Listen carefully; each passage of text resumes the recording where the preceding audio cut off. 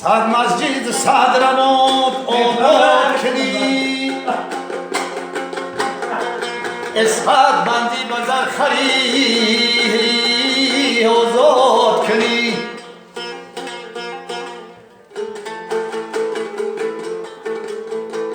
صد سال بر روزه باش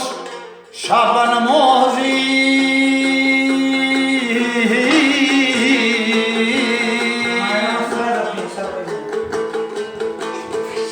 صد سال بر روزه باش شب نماز بیزان نبود که یک دل شاد کنی بیزان نبود که یک دل شاد کنی های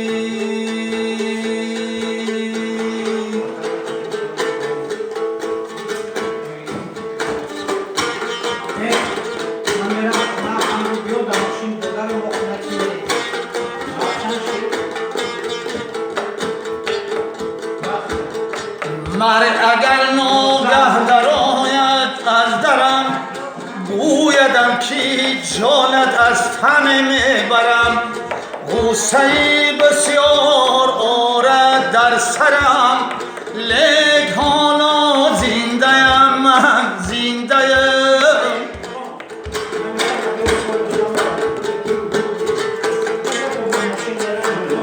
میبراید جان شیرین از تنم رشته امید از دنیا کنم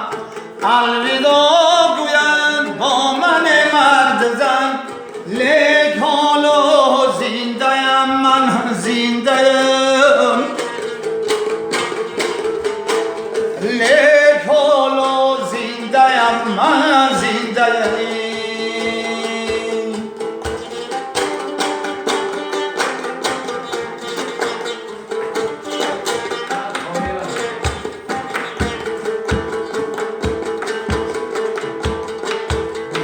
میشود آواز زنگول بلند مرگ سازد خنده های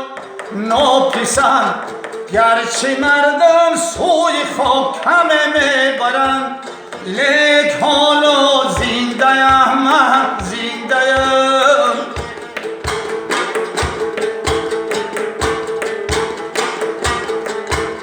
بعد از آن قبر من شود بیگانه بر خرد و کلام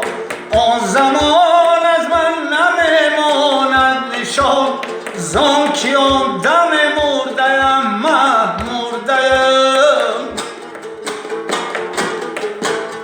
آن زمان از من نمیماند نشان زان که آن دم مرده‌ام من مرده‌ام